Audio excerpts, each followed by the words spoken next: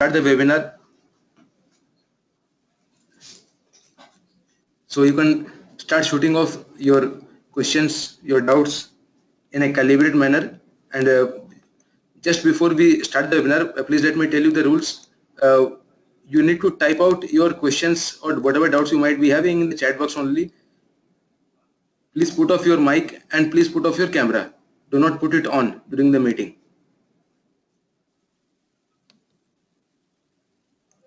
Okay, everybody? Okay, so who's going to ask me the first question?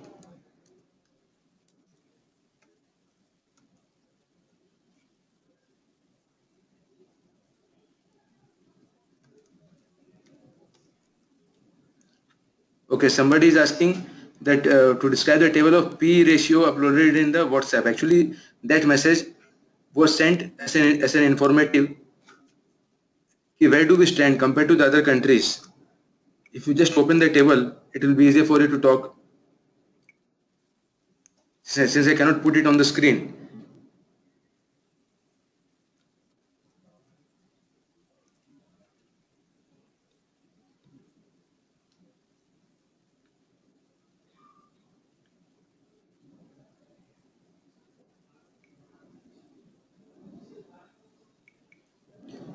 You see in the table, they have given the data for two points of time.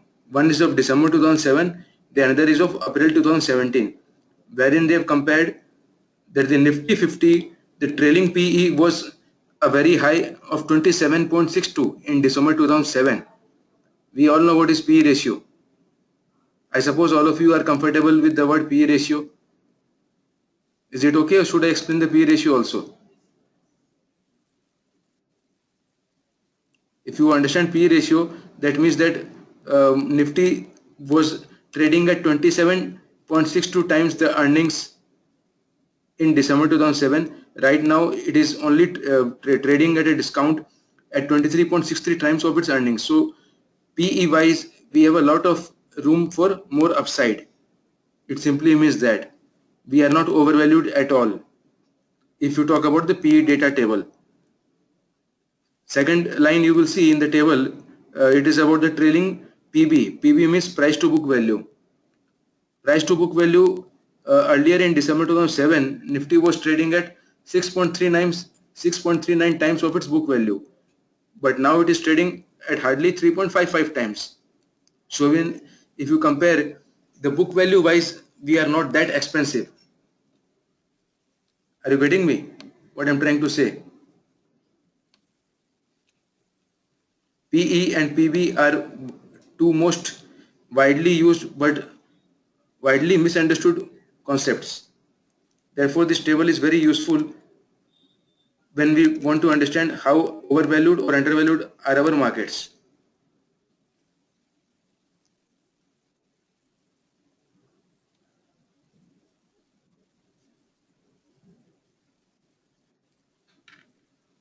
Okay, and there are some more data points given here.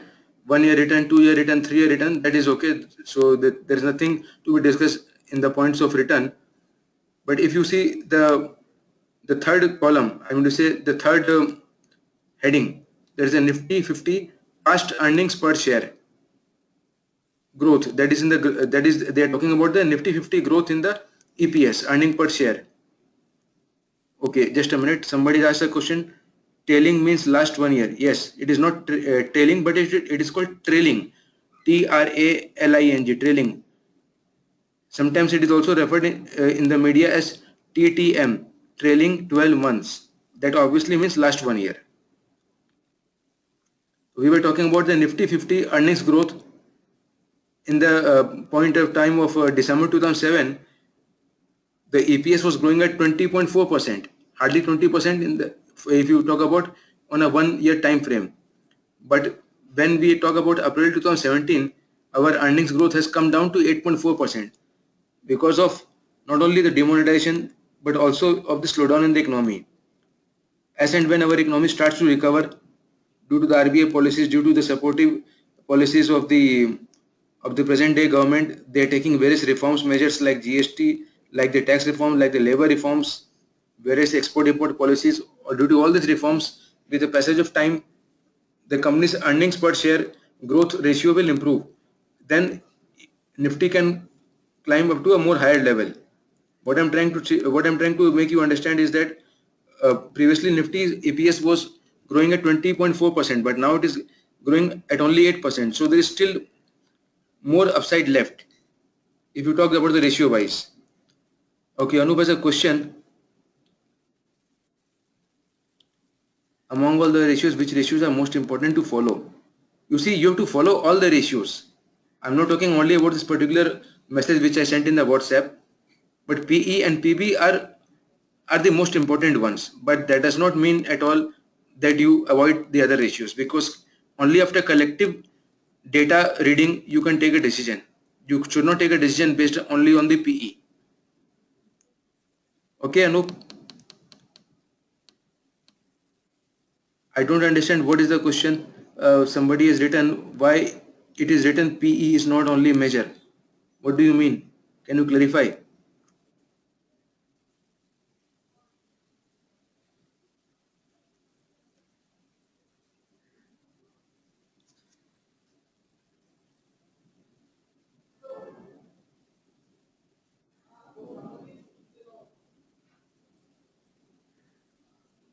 Yeah, yeah, that is what I was trying to say. On the top of the table, it is written that price to earning ratio, that is PE, is not the only measure of valuation. There are many more measures of valuation.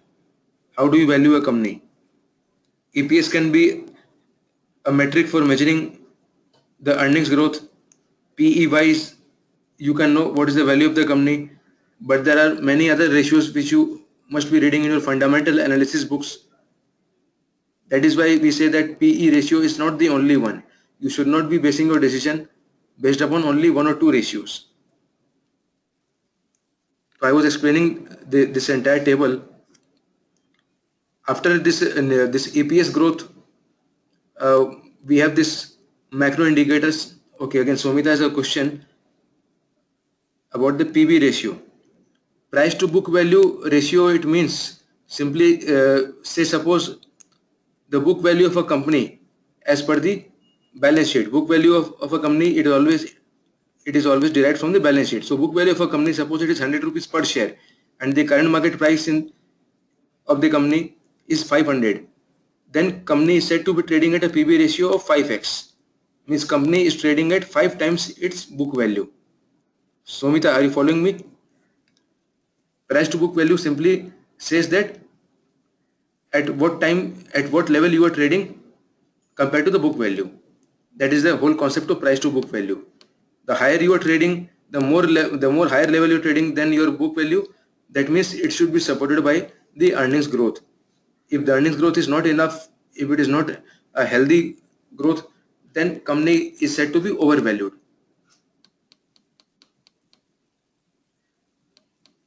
Price to book value ratio is also an important measure of valuation. What significance does it have? Okay, just to give an example, in the year 2008, when there was a worldwide recession, our markets had also crashed. From 21,000 it came down to 8,000. Then ICICI Bank, it fell down from rupees 1,000 to rupees 280. And the book value at that time, ICICI Bank had rupees 300. So the CMP was less than book value due to reasons beyond the control of ICICI. And what were the reasons? It was the worldwide economic recession, which affected not only ICICI Bank but the entire world economy. So there is nothing wrong with specific I want to say with specific respect to one particular company only. So that time ICICI Bank was highly undervalued. So anybody who understands these things, that whenever any company's CMP is trading below the below the book value, then you must always go into the reason as to why the company is trading below the book value. If the reason is not specific only to that company, but maybe it is a widespread reason, then it can be a good idea to buy the company. Because if there's nothing wrong fundamentally with the company's business or company's fundamentals, and still the company is trading below the book value means, as I said, value as per the balance sheet, the books of accounts, still the company is trading below the book value, then it is a good idea to buy, because later on, you know what happened. Later on, in 8 years, the ICICI Bank price, it climbed up from rupees 280 to more than 1800. From there it was done the stock split. Now it is again trading at around, I think, rupees 400 or so. It has given a return of more than 16-20% in 9 years. Right? PE ratio and PB ratio, both they will help you to buy the companies when you can understand whether the company is undervalued or overvalued. Okay, Shiva has a question about industry PE ratio. Shiva, just tell me one thing. Do you understand what is a PE ratio? If you understand PE ratio, then similarly you can calculate the PE ratio for all the companies in the industry as per a weightage formula, that is the industry PE ratio. I'll just type it out. Just a minute.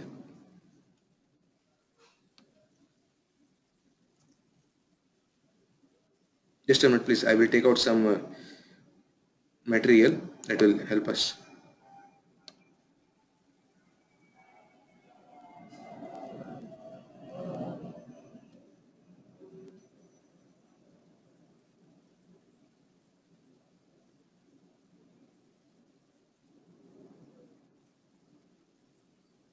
Just a minute, please.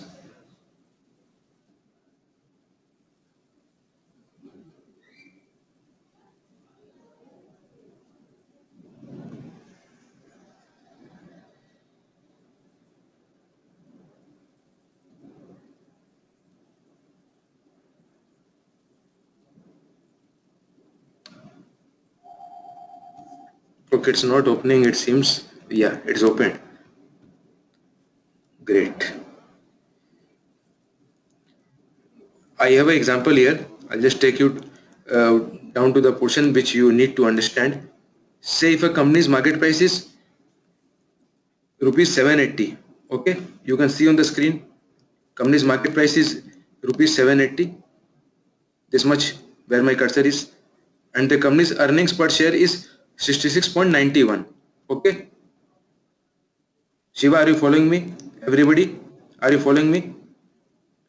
So the EPS is 66 and market price is 780. Then what is the PE ratio? That is CMP divided by EPS. So 780 divided by 66.91. So this company is said to be trading at 11.66 times of its earnings. That means you have to pay 11.66 times more than the earning per share, which is currently 66.91. That is, you have to pay rupees 780. If you do the calculation, you can check it out in this way.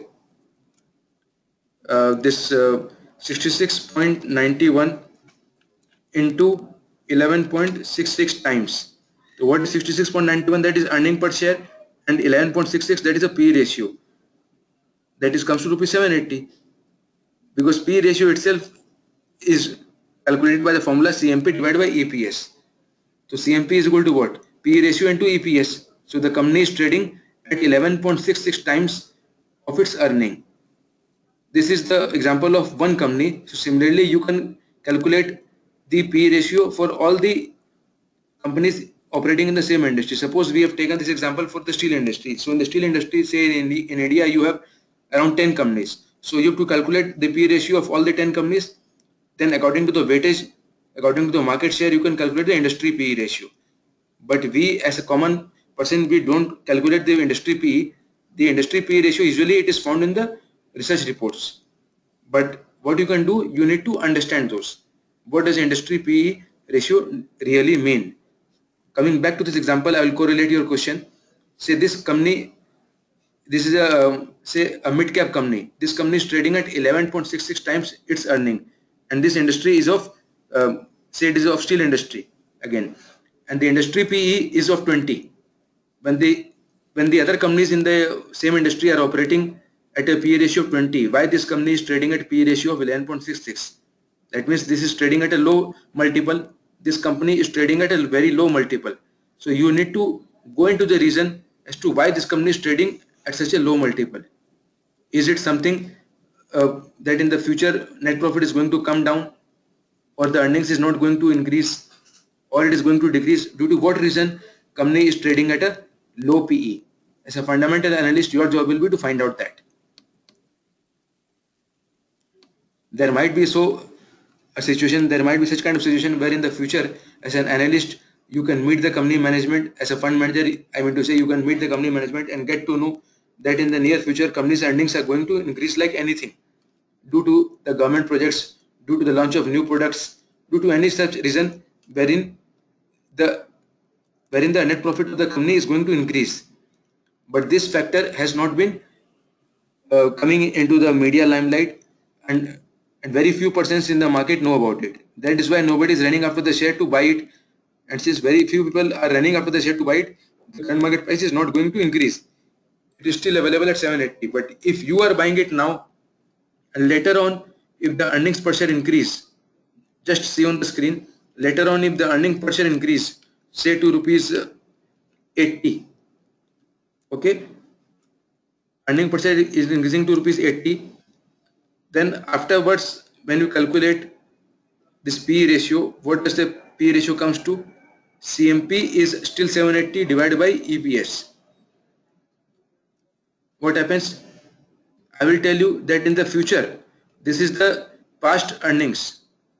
This is the past earnings. Please follow. Just one more minute I will take to explain this concept.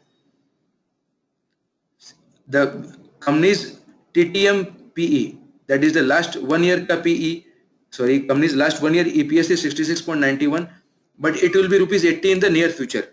So if you take the near future rupees 80 EPS, that is going to be the projected EPS, then that means the company is trading at a cheap level, that is 9.75 times its earning. So you can buy a company at a cheap level. When in the market CMP rises to rupees say 900, then you can sell it. How much it will become? You will actually buy in low PE and sell in high PE. I'll just do the calculation.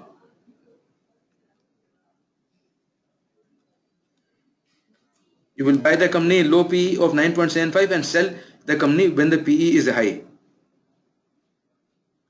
And there's nothing fixed which will tell you that it is always better to buy the company in lower PE or always sell the company at a higher PE. It is only taken as a general thumb rule that it is generally advisable to buy a company when it is trading at low PE. But you should also see what is the reason why the company is trading at low PE. Suppose if there was a company called Kingfisher, although that company is no more, and the company was trading on the stock market, but due to the bad financials of the sector, bad fundamental dynamics of the particular sector as well as the company, the company share price came down to rupees 2. That time you would say that P ratio is very low, then you should go out and buy it. So only P ratio will not tell you the entire story. That is what I'm trying to tell you. You will also have to see the reason why the company is trading at a low PE. Suppose if the company is 780 rupees CMP, it came down to rupees 500 due to the bad profit, due to lower profits. Then you can see on the screen the PE ratio has fallen from 11.66 to 7.47. So you will say that low PE है, खरीद लेना चाहिए अपने को, जरूरी नहीं है. Herein you have to see the reason why it has come down. And again, coming back to the previous example, I told you that EPS is going to be rupees 80. CMP can be 900 rupees after some time when the results come out. Then the P will be high. So you have to see that why the CMP will be high, why the EPS will be high. You must be very convinced of those.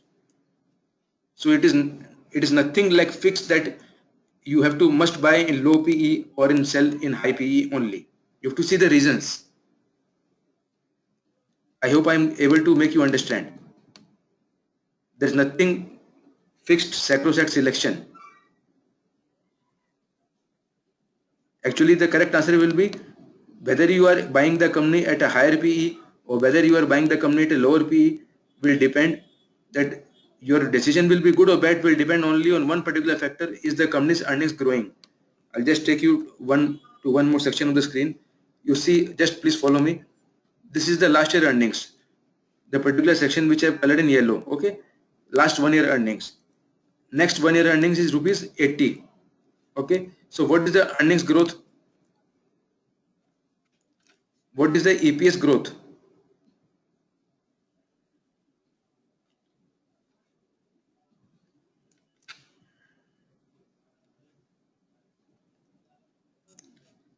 EPS is growing by 19%, so that is a good growth.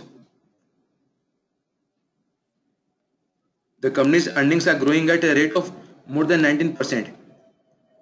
If the company's earnings are growing, then it still makes sense for me to buy the company at a higher PE. If the company's earnings are not growing, I mean to say that if the company's earnings are not stated to grow, there is no good projections for growth. Just like say nowadays, IT companies and pharma companies, if you are reading if you have been reading the newspapers, IT companies, pharma companies, they have been kicked out of their biggest market on the globe, that is US. So there's a big question mark on the future earnings of IT companies and pharma companies. So why I would see a very high growth in the future earnings, then I will not buy the company, whether it is trading at higher PE or trading at lower PE. So whenever you want to buy a company, do see the ratios, but also see the most important factor, that is the earnings growth. If earnings are not growing, then it doesn't make any sense to buy the company even at a lower PE or at a higher PE.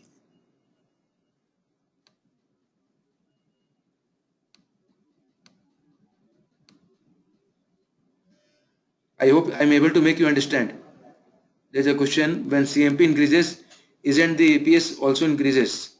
No, no, no. It doesn't operate that way. What is the formula for EPS? Let us see. EPS means net profit divided by number of shares. I will just explain you one more portion of my example. In my example, I have taken that a company has a net profit of 2044 crores. That is net profit, or better known as PAT. And number of outstanding shares in the market is 30 crores 56 lakh shares. So to derive the EPS, you will simply do what? PAT divided by number of shares. So EPS does not get affected by CMP, but due to EPS, the CMP will be affected. If the EPS increases, then obviously market participants will want to buy this growing company. As I told you, if the EPS increases from 66.91 to rupees 80, then people will say that it is a growing company, let me buy. I will buy first, then other people besides me, they also start buying, then the share price climbs up. So are you seeing it? If there is a earnings growth, if there is a growth in the EPS, the CMP grows. It is not the vice versa. I cannot see the name of the participant, so I cannot actually tell it, but I hope I am able to make you understand. Hello, sir. Shiva Pandey had earlier asked a question, what does it mean if the industry is higher than the others? I think you are trying to ask that what if the company is having a higher P than the industry? Is it so? Is this what are you trying to ask me?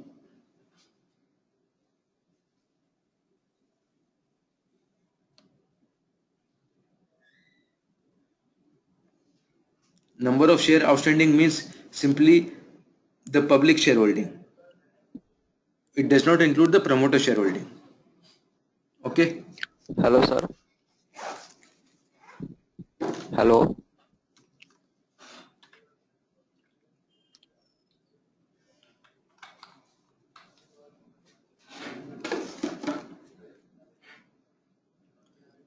Any more questions?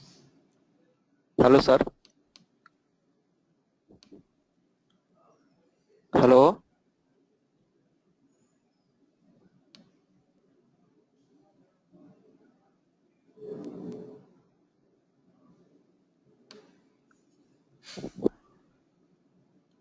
Hello, sir. Myself, Ranjan Do Kumar you is have any more speaking. questions, or should I take you through this example? Okay, Shiva has a better question. If one company is having higher PE than rest of the companies in same industry, what does it mean? It simply means, Shiva, that this particular company is having higher earnings growth. Therefore, market is giving it a higher value than the other companies. As I explained in this Excel sheet, that suppose earnings growth in the last year, sorry, EPS in the last year was 66.91, but in I mean to say, but in the coming 1 year, that is the projected earnings is rupees 80. That means an EPS growth of 19.6%. But the other companies in the same industry, that is the peer group comparison, when you do, you see that the other companies in the same industry are growing at the rate of 11%, 12%, 15%. It might be so that this particular company is having a better product mix, it is having a good quality sales team, they are having a good brand recall.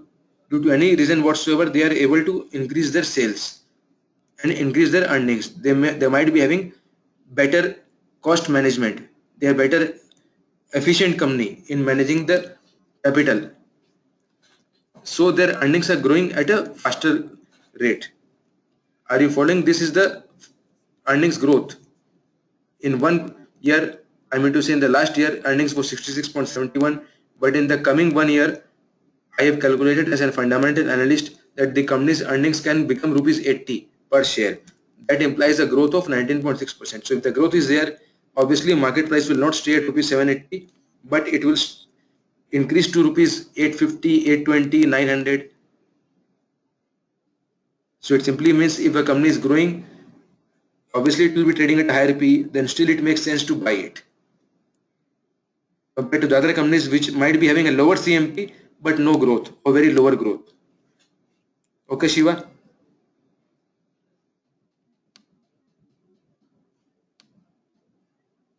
Anup has a question, earnings really mean PAT?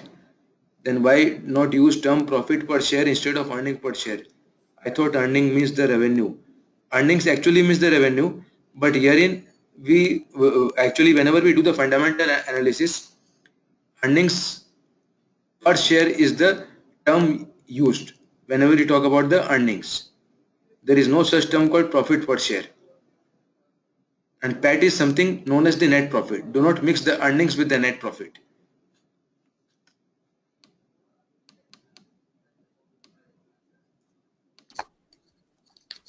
Hello, sir.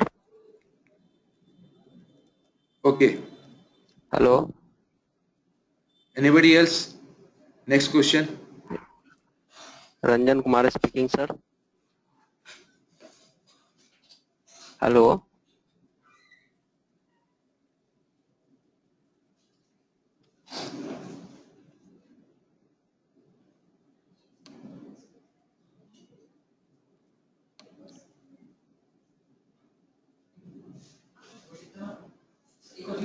Any more questions you have? Okay, then I will just explain you this example. This will make things much more clear, I hope. On the screen in the Excel sheet, I have an example of a company which say it is operating into the steel sector. The company is having a net sales of rupees 10,000 crore. Okay. From therein, you deduct the fixed cost and variable cost. All the companies, I hope you will appreciate that they will have some kind of fixed cost, some kind of variable cost. Variable cost, it can be say expenses like the electricity, and all those fixed costs can be the salaries. When you deduct these fixed cost and variable cost, you get gross profit, out of which you will deduct general and administrative expenses, selling expenses. You get something known as EBITDA. What is now EBITDA? Earnings before interest, tax, depreciation and amortization. Okay. From wherein you deduct the depreciation and amortization. D and A. Depreciation, I hope all of you are aware, that is the life of the asset, fixed asset, it gets reduced year after year. But whenever you apply the same concept of depreciation to the intangible assets, those assets which you cannot feel and touch, like copyrights, like IPR, or like R&D expenses, all those things, when you spread it over a number of years in your books of accounts, that is called amortization. The opposite of depreciation is called amortization, but that is with respect to the intangible assets. So when you deduct those depreciation and amortization, you will get what? EBIT, earnings before interest and tax. So when I tell you that this company has earned a EBIT of 2,542 crores, what does that mean? That this figure obviously includes the figure of interest and tax before. It is given like earnings before. So this figure is inclusive of interest and tax. So you will just take out the interest, you get EBT, earning before tax, you pay the taxes also, then you get PAT. PAT is also known as net profit. Then you have the number of outstanding shares.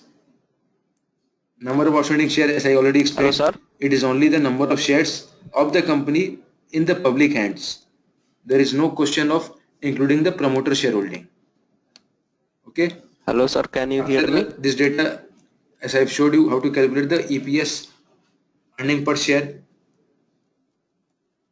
Current market price I have assumed of rupees 780. Say if I just increase the CMP. Now Hello, sir. just Can you watch hear on me? the screen what happens. If I increase the CMP, then P ratio also increases. Earlier the CMP was lower, so P ratio was also lower. If the CMP increases, then P ratio also increases.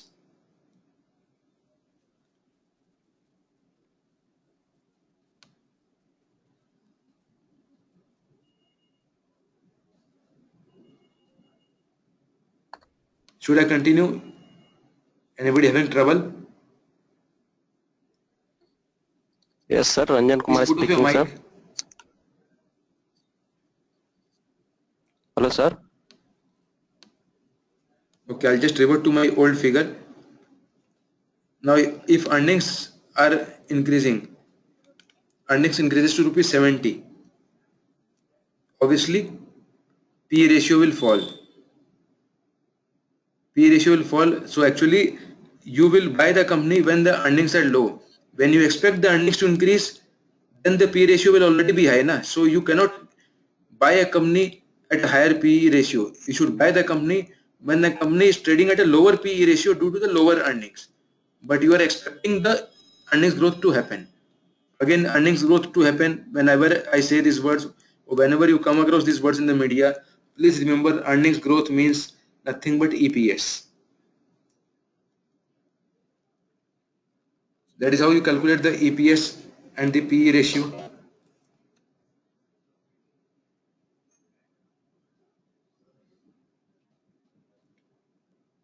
Do you have any questions particularly on this example or any more of your doubts?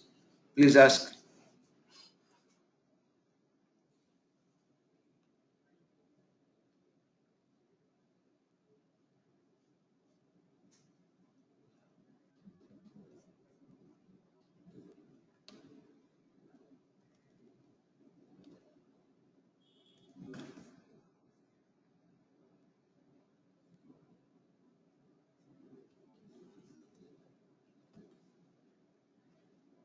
Face value and book value. Okay. Shiva has a question on face value.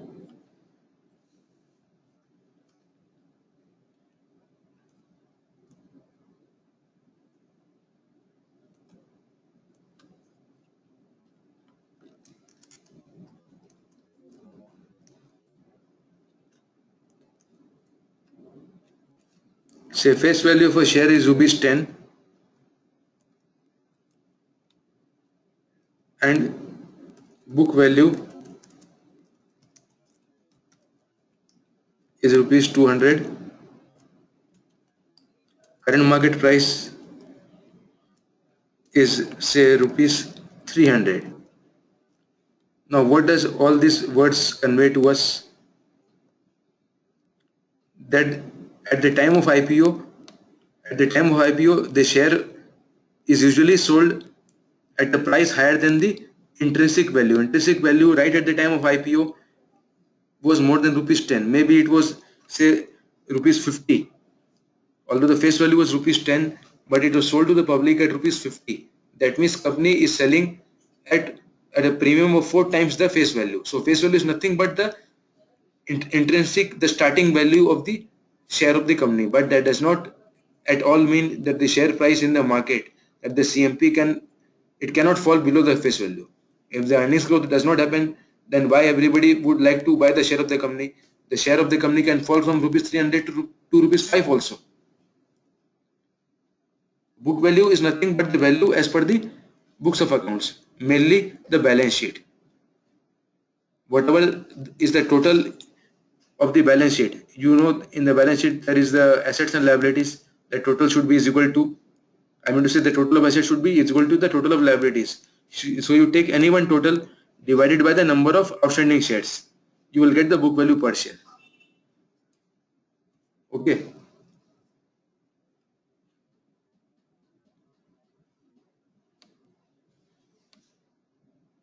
Just a minute. I'm reading out the questions. Amal has a question. How to evaluate an IPO when there is no data of outstanding shares?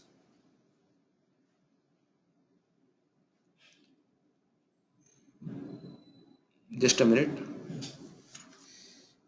How to evaluate an IPO price when there is no question of outstanding shares? Obviously, there is no question of having the outstanding shares, but you will be evaluating the IPO based upon the earnings growth, based upon the company financials. You will have to compare the company's books of accounts with the peer comparison with the other companies in the same sector.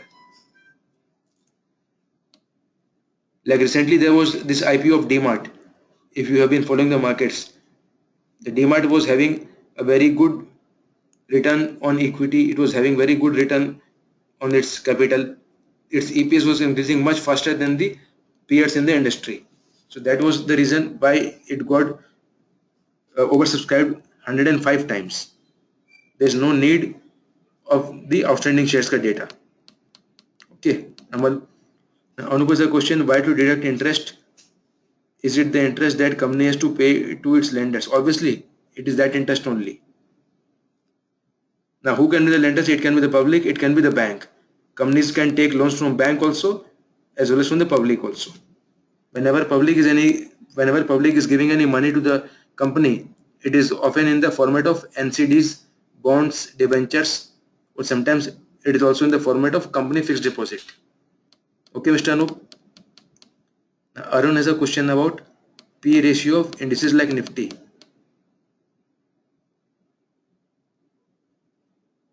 I'll just explain. Please hold on to your questions.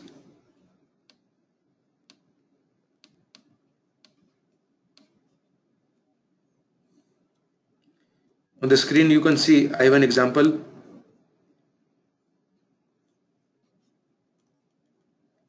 Like the Nifty CMP, now it is actually 9,400.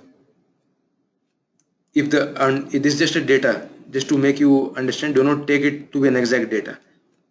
CMP is now 9,400. If the earnings per share of all the Nifty 50 companies is 415 rupees and 56 paisa, then the P ratio will come down to 23. CMP divided by EPS. Just a minute, this something is malfunctioning.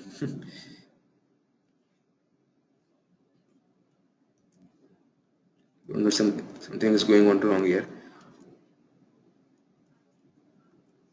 I'll just do another cell.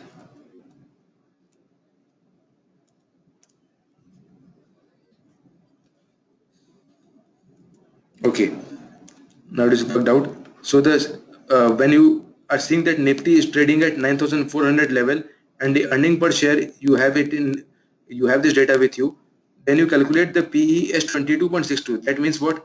The Nifty is trading at 22 times of its earnings. Earnings is how much?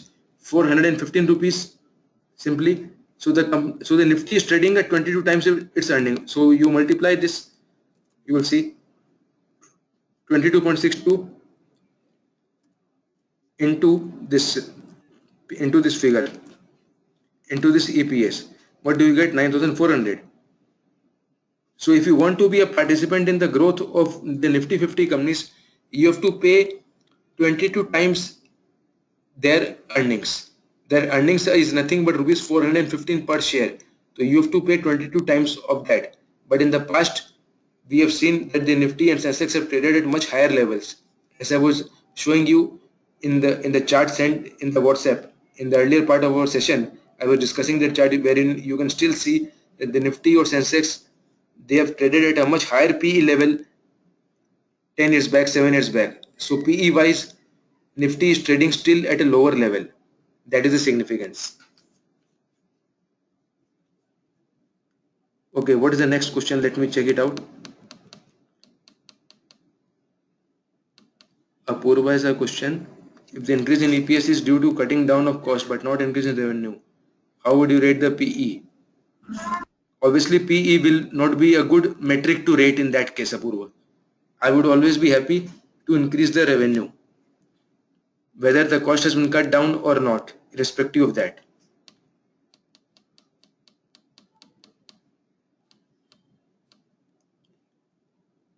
I cannot see the name of the participant, it is not showing up. He has written is average earning of Nifty 50 company. Whatever data I am showing you on the screen on Excel, that is just an example. This is also how in real life the earnings of the Nifty 50 companies are published in the media. Okay. Ranjan has a question. You want to invest either in Maruti or Mahindra Mahindra. What I should see to decide? Now that is a very expansive question. I cannot answer in very short, but obviously earnings growth is the biggest factor. If earnings are growing, then you go with Maruti. If earnings are not growing in Mahindra and Mahindra, then obviously Mahindra Mahindra is not a company to be touched upon. First and foremost factor is the earnings. Second factor, you can say maybe the debt levels. This company has taken on more debt, because more debt means more interest liability. This company has more cash on the balance sheet. I mean to say the cash is an important factor. Whenever the economy is in a downturn, then it might so happen that Maruti company will be able to survive the downturn in a more better way than Mahindra Mahindra. Okay. Victor has a question. Why do we check Nifty chart when we cannot trade on Nifty as such? You can trade on Nifty, no? Who told you that you cannot trade on Nifty? You can trade in the Nifty futures. You can track the technicals. You can see the Nifty chart as per the technical analysis, and you can trade in the Nifty futures. Okay. Any more questions? Have I left out? Have I missed any questions? Please type it out again. Although I have tried my level best not to miss any questions.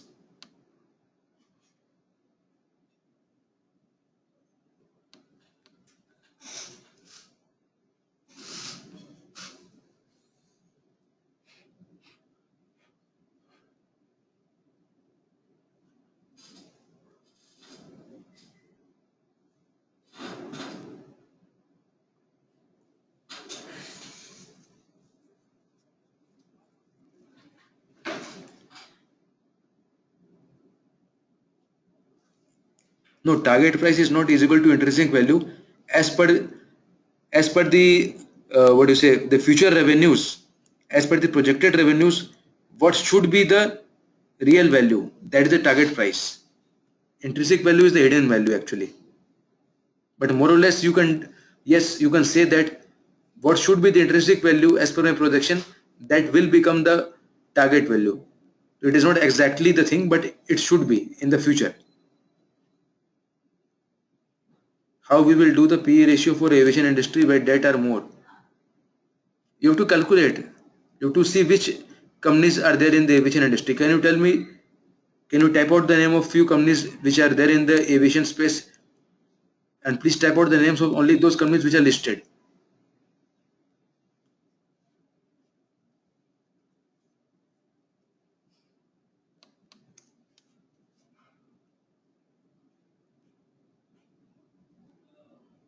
Okay, Jeter is one such company. More?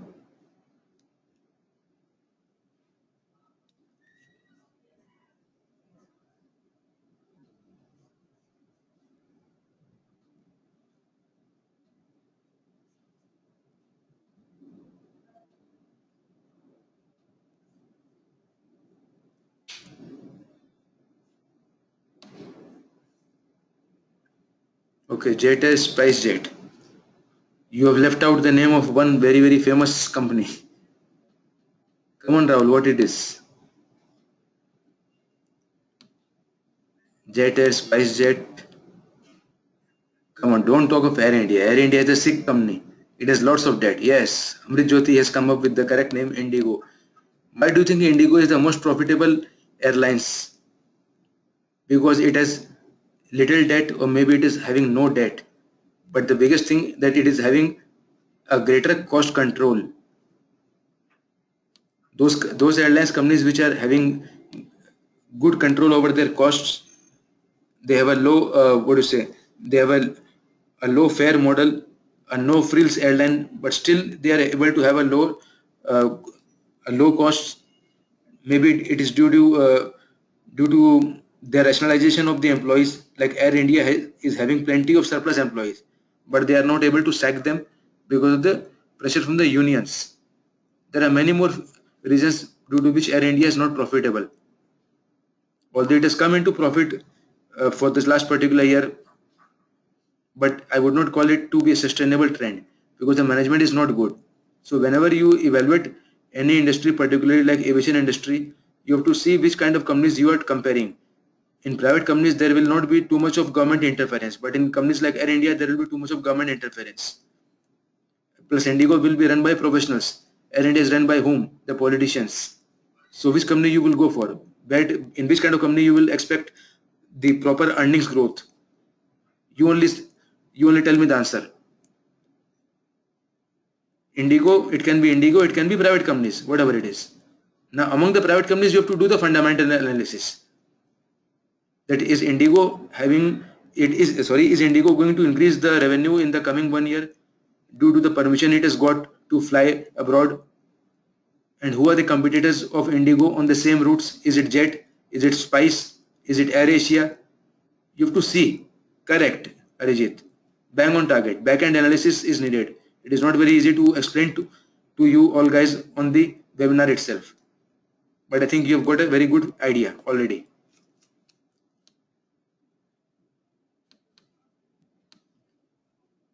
Lots of analysis needs to be done. Okay. Now Anup has a question about what.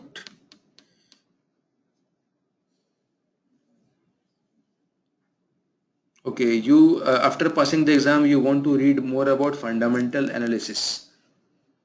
Values.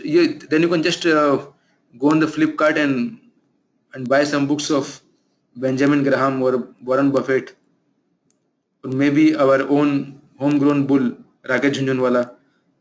You can find those books. Plus, for real life, you can also try a website called screener.in. Besides the stockage, there is also one website, screener.in. This for real life practice, for peer comparison.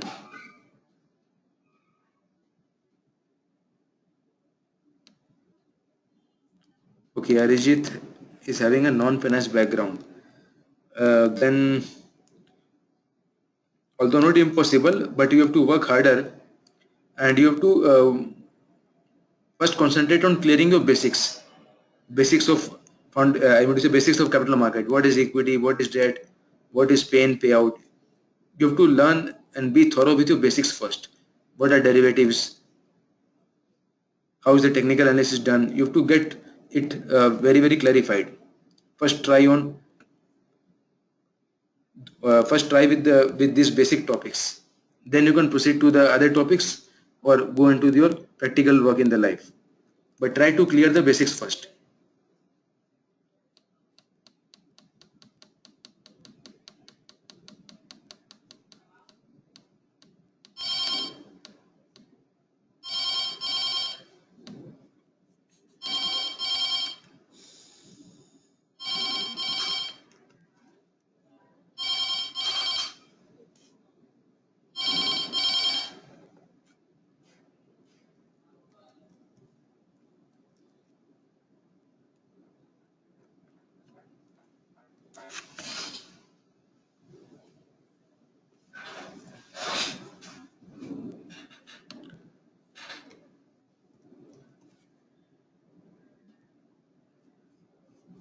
You can see on the screen, I'm just trying to show you the examples. Somebody had asked me this question. 2 or more peer companies in a particular industry. So I will just take the example of the aviation industry.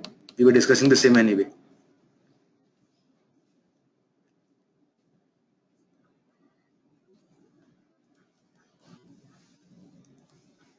You can see that they are showing lots of data: market cap, stock PE, current price, dividend yield, book value, face value, 52-week high low. Plus, you can also see the peer comparison of top 7 companies in the same business. I hope all of you are able to see this data. Amol, are you sorry? Sorry, Amal. Again, I keep on pronouncing the wrong name. I hope you are able to see the data.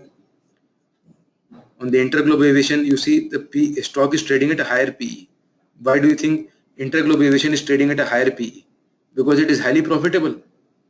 Its profits are growing at a higher rate, percentage wise as well as the amount wise. Do you see on the screen? Interglobe Aviation is having a profit of 440 crores. And where are the other companies? The Jet Airways might be having a better brand recall among the Indians. It might be having a higher number of planes in its fleets. Jet Airways might be having a higher number of planes in its fleet. But where is the growth? Growth lies with the small airlines. You see the sales also. There is a very big change or big anomaly here. In the Jet Airways, the sales are higher, but the profits are lower. Interglobe Aviation, you will see the sales are lower, but the profits are higher. So why do you think this is possible? This is possible due to better cost management.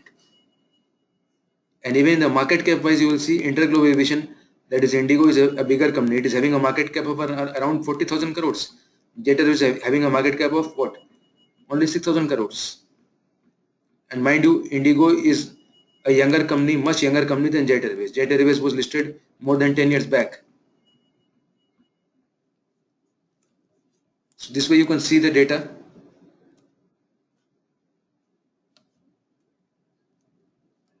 Here you can also see the results. The same thing which we have done in Excel: sales, expenses, operating profit, OPM, profit after tax. OPM means nothing but operating profit margin. Okay. Profit after tax, then you pay the tax, then you get the net profit. It's the same way which we have done in Excel. Then you can get to see the annual results, sales growth, all the ratios, balance sheet size, cash flows. Cash flow is very important. You can also type out the name of any ratio.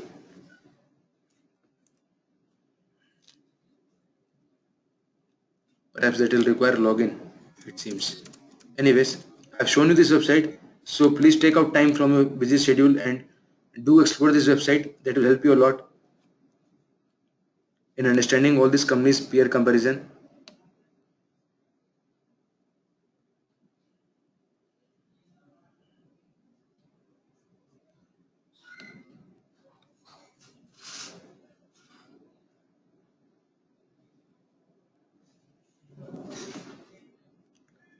Okay. Any more questions you have? Please ask.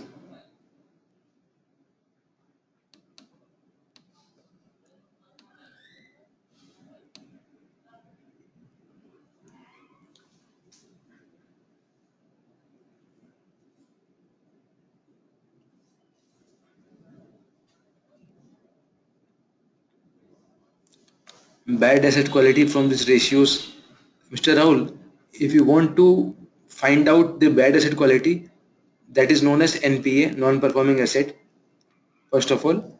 So you cannot find out from these ratios whatever we have discussed, but that can be definitely found out if you have access to the loan book data of any company. Specifically, when you talk about any banks, if you know what is the size of their loan book and what is the bad asset quality, then you can find out the NPA's percentage, then it will be possible.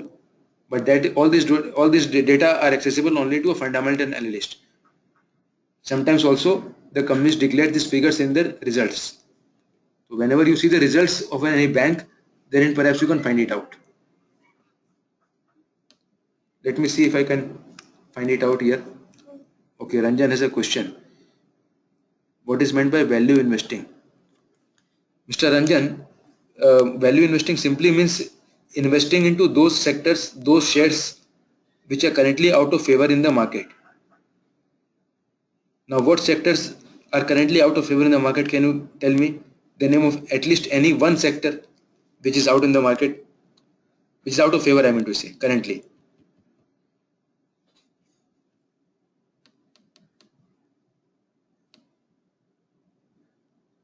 Correct. IT.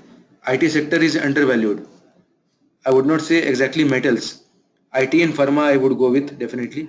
So both sectors are currently out of favor. Nobody wants to touch them because of the single most factor called there is a big question mark on the earnings growth, on the future earnings growth. Because both the sectors derive a bulk of their revenue from US, their world's largest market. But still, if anybody wants to bet that these two sectors like IT pharma, they will be able to do a turnaround by acquiring more customers in the other continents, in other countries, or maybe into India also, somehow they will be able to increase their revenues.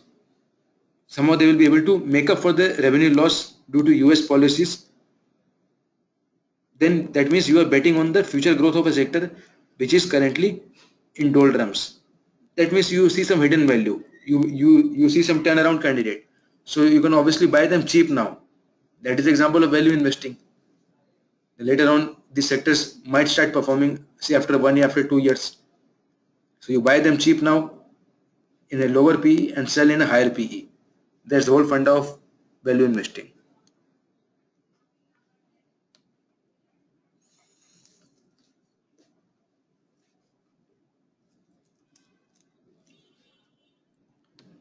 Okay, next question, please.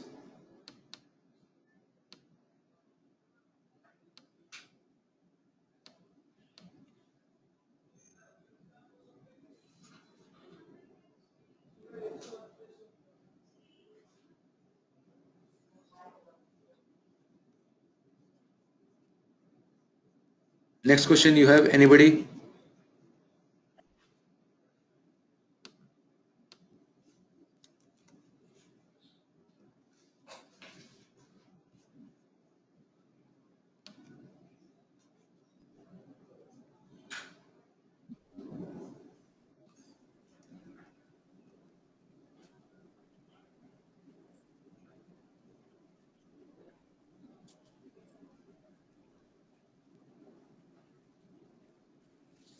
You can see on the screen, I am trying to show you some data of the banks in our country.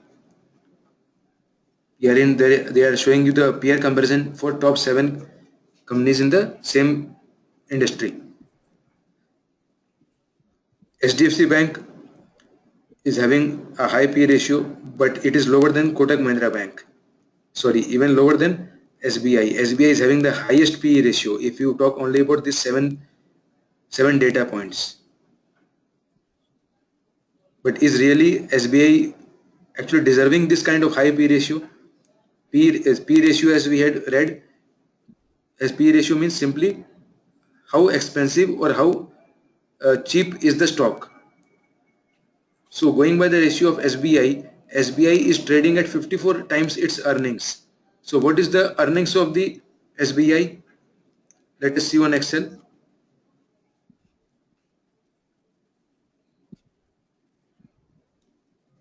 What was the earnings of PE ratio? 54 and CMP is 298. Okay, let us type it out. CMP 298, PE ratio is 54. Just I am typing it out in the round figure manner. Now what is the EPS? EPS is equal to what? Actually when you calculate the PE ratio is itself CMP divided by EPS, isn't it? PE is equal to what? CMP divided by EPS. So EPS is equal to what? If you divide that to 298 divided by 54. Sorry, this is a wrong one. Just do it this thing. Screen. See how you calculate this PE, that is CMP divided by EPS, isn't it? This is the way you calculate it. I'll just show you step by step. the way you actually we used to do it in school. So CMP is what? CMP is 298 divided by EPS,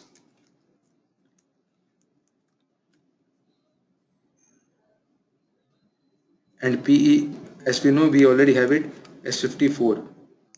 So EPS, if you want to calculate, then you have to do what? You have to obviously divide it.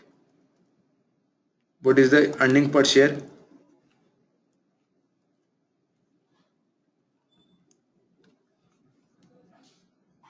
Mr. Amol, just a minute, let me complete this, then I'll come to your questions. Amrit Jyoti, I'm afraid this webinar is not about technical analysis.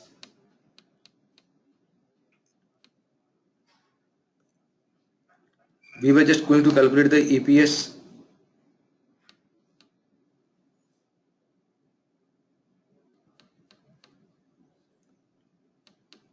Mr. Ranjan, that is what I'm exactly trying to help you out with. How to choose any one bank. Obviously, wherever the EPS growth is there, wherever the NPS are I mean to say in any banks, wherever the EPS growth is there, earnings are growing, and as well as the NPS should be very low compared to the other banks. NPS as a percentage of the entire loan book should be very less. That data I have to find out, or rather I will take the help of any research report published by any share broking firm. For any bank to grow, there should be very good net interest margin. You know what is the business of the bank, Mr. Ranjan? The business of the bank is always to borrow money from the one member of public, say at a FD rate of 6.75, and lend to another person in the public, say at 8.20. So the business of a bank is to borrow and to lend. Borrowing rate will obviously be lower than the lending rate. The difference money, the net of expenses, that is called the NIM, net interest margin. So I would also go with any one bank, with any such bank wherein the NIM is growing quarter after quarter, year after year. But due to what factors, you have to study those factors. So right now I cannot answer you in one question that which bank I will be going for, but I can definitely explain you the factors.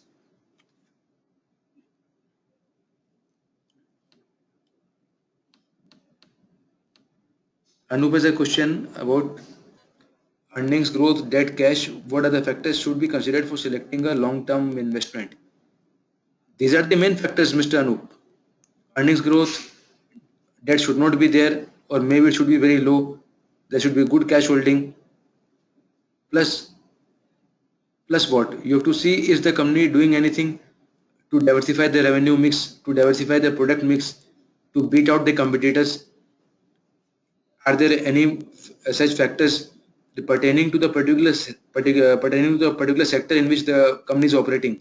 Government is going to come out with any such policies which will affect the business of the company negatively. For example, telecom. In telecom, all the companies are fighting it out each other. The Reliance Jio launch had a very negative effect on Airtel profits. Just 2-3 days ago, Airtel reported the profit 72% down. So there can be many more factors, especially the government policies and what your other competitors are doing, and what is the particular company doing to face the competition. If there is no earnings growth, then perhaps it is better idea to get out of the stock. Hello Somita, I think you can do the same type of peer comparison for auto industry on the website which I showed you, screener.in. It's the same thing. You have to see sales are growing or not, EPS, debt, cash in the books, number of customers.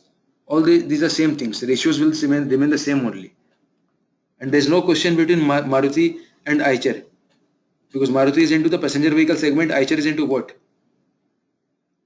Eicher makes what? Eicher makes the tractors and motorbikes. So let us not compare an apple with an orange. You have to compare an apple with an apple. You can compare a Maruti with Mahindra, but not with Eicher.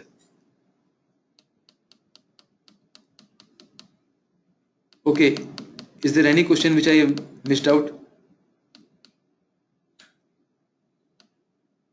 Yeah, Amal had a question a while back, how to read this data. Which particular data you are talking about?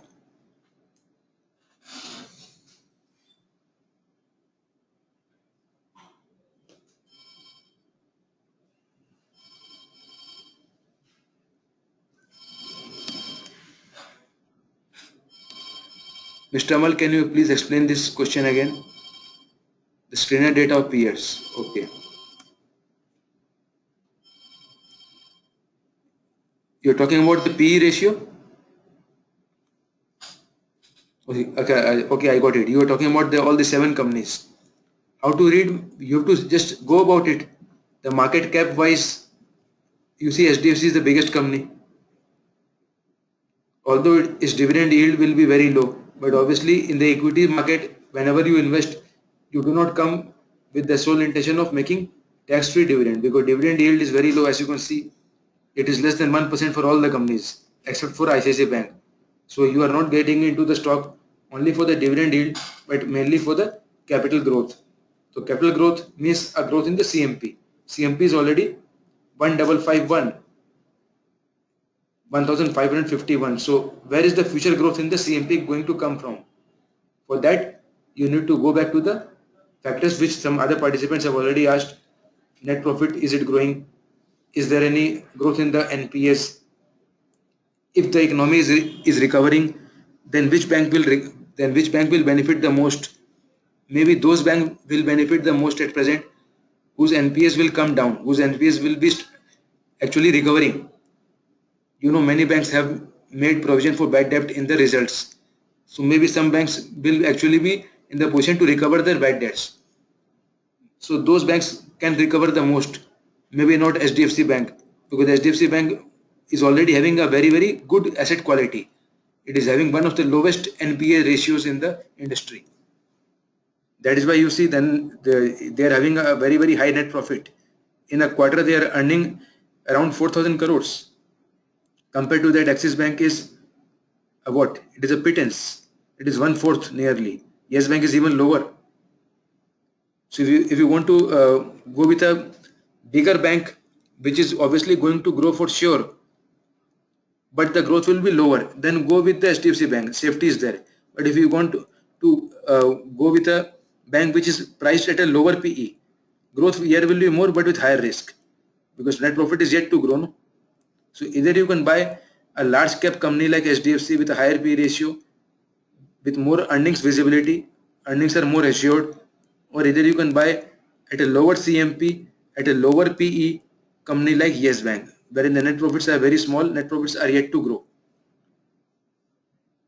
Low PE ratio, it can also mean sometimes low growth, but that is where you can get the hidden value. No?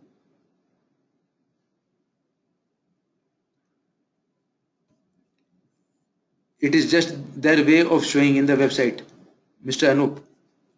They have highlighted the Yes Bank because of this is the way they publish the data on their website. I can just tell you how to read this data. First and foremost, you must see the PE ratio. SBI is having one of the highest PE among all the 7 data, but I would not touch personally the company like SBI, because SBI has been hit very hard by Vijay Mallya, and there are many other Vijay Mallya also which have hit the only one bank in India, that is SBI. It is having a very bad quality, bad asset quality. So compared to SBI, I would at any given day I would go with HDFC Bank, or maybe with Yes Bank, because HDFC Bank is already a grown-up bank.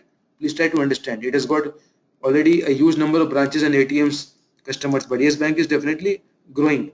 So it has more market vacuum. It has more scope for growth. That is why you can say that Yes Bank could be a better choice. Although it is not a small cap company, but you see the market cap is only 68,000 crores. HDFC Bank is having more than 4 lakh crores. So there is much more room for growth, market cap wise, PE wise, net profit wise. On all these parameters you see, even including the sales, there is much more room to grow. So you have to just evaluate, you have to just do the fundamental analysis.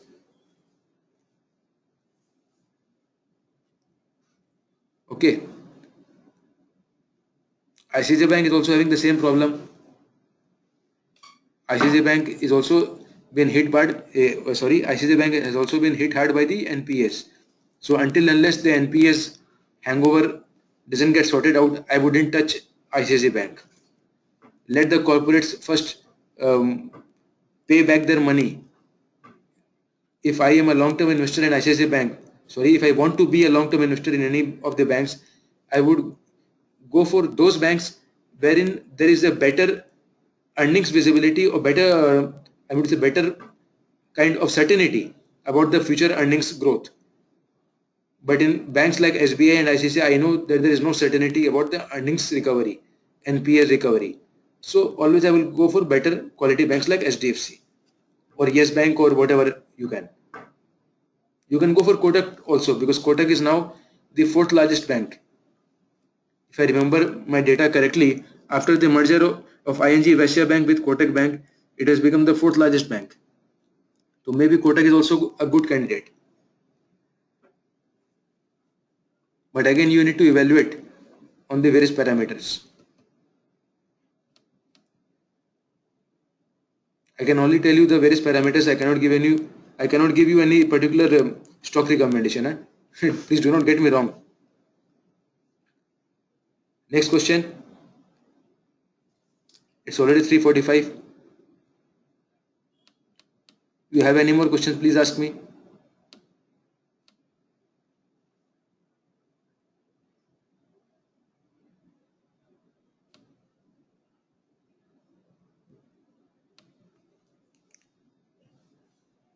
Mr. Rahul, if you want to read income statement, you have to simply know how to read a profit loss account. The same manner you can read an income statement. Okay.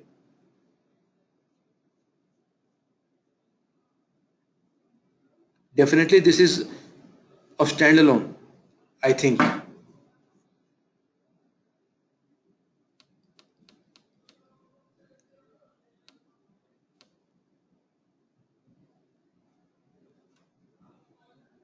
Similar to screener.in, any other website. Why don't you go to our app called Stockage? Have you downloaded that app yet? Stockage. On the Stockage app also you can compare this data in a much more user-friendly format. There are many other websites, but I use these two, the Stockage app as well as the screener.in.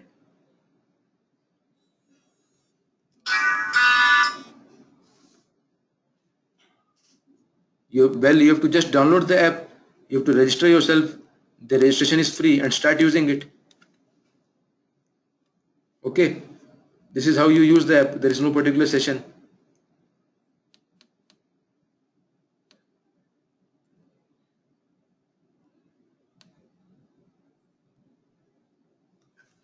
Yeah, Mr. Apurva, I understood your question. I'm asking you to use the Stockage app or screener.in or any other website. Obviously, the CMP and PE is not the only thing. You can get access to lots of other types of data also, all the other type of ratios. Yes, the other peer comparison is also available, but you have to go one at a time. Since herein we are using a laptop wherein you are having access to a big screen, but in the app for doing the peer comparison, you have to go company wise, one screen at a time. That's the only difference at present.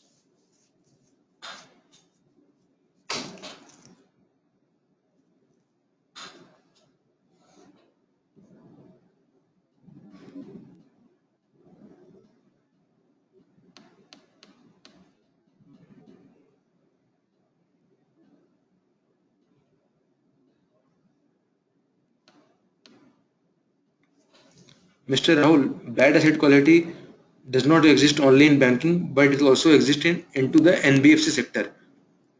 You know NBFC, non-banking finance company like Muthoot Finance. like Tata Capital, Dewan Housing Finance, LIC Housing Finance. So all the housing finance companies, all the microfinance companies, all the NBFCs, whoever they are, if they are into the business of lending, obviously there will be such NPAs. Are you getting me, Mr. Rahul? Any such company which is into the business of lending, they will be having this problem of NPA.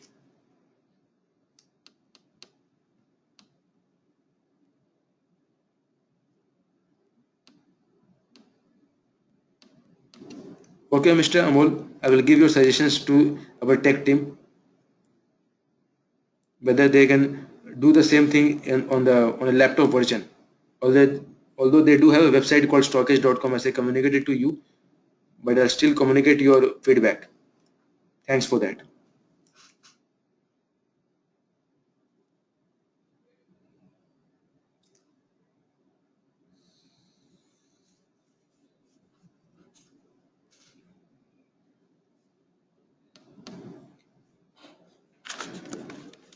Okay, have you got any more questions, or should we close for the day?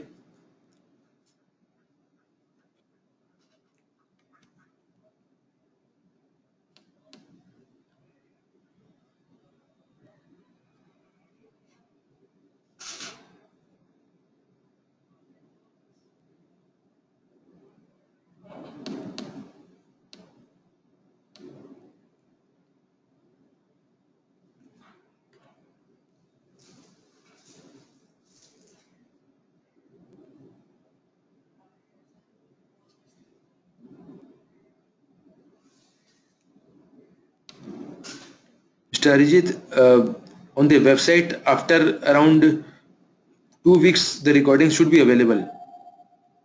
So you check the recordings availability after 2 weeks.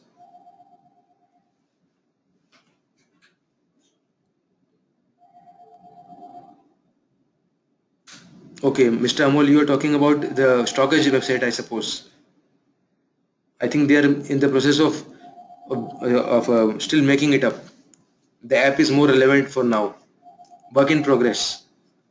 So check out after some time. Keep on checking. Mr. Apurva, actually these sessions are planned as per a fixed cycle, like topic 1, topic 2, topic 3. So definitely maybe again 2-3 months down the line, again you will be having a session on the same topic. And do keep on checking this the schedule for the webinar which is published on the website. Okay, you must keep on checking the webinar schedule. But definitely these are repetitive cycles. Like in the next week, maybe the webinar will be on some another topic. So on and so forth.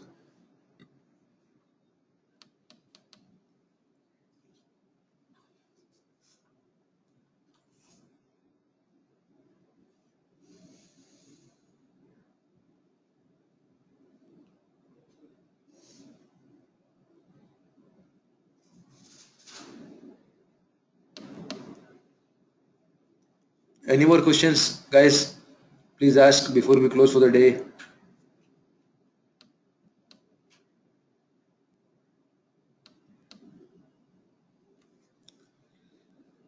Now, Mr. Amal, I'm afraid I don't have answer for your question, but you can mail your question to the course coordinators, as they will be the best person to answer this.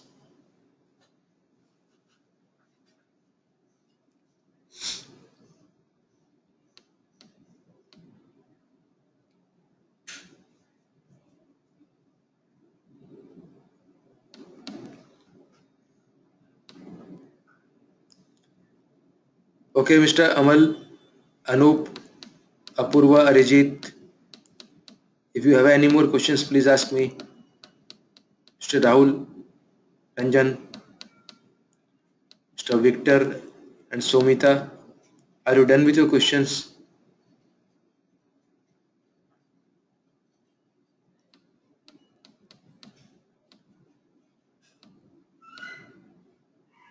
Yeah, Mr. Ranjan, actually you can keep on checking the webinar schedule on the website itself. It is not like that we will send the schedule to you. It is published on our website. Still, if you have question, then you can obviously get back to the course coordinator if you think there is any doubt.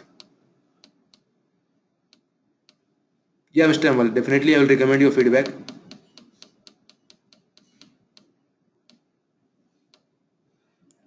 Okay then.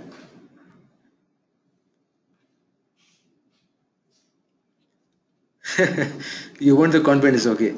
So to get the confidence daily, you have to take on at least one antibiotic. That antibiotic name is known as fundamental analysis. Daily study some ratios. Daily start applying the ratios on paper. Do some paper trading. Do some paper analysis for the companies using the screener.in, using the stockage. That's perhaps the best way to get the confidence. That will be the daily dose. Okay guys, bye. Have a nice weekend and thank you for attending.